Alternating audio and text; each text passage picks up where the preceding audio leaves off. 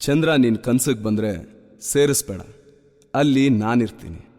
Common bill ನಿನ್ನ ರಂಗ ಸಾಲ ಕೇಳಿದ್ರೆ ಕೊಡಬೇಡ, ನಾನು ಮಾಸ್ ಹೋಗ್ತೀನಿ. ಜೀವನದಲ್ಲಿ ಏನೇ ಆದರೂ ತಲೆಗೆ ಹಚ್ಕೋಬೇಡ, ಯಾಕೆ ಅಂದರೆ ನಾನು ನಿನ್ನ ಹಚ್ಕೊಂಡಿದ್ದೀನಿ.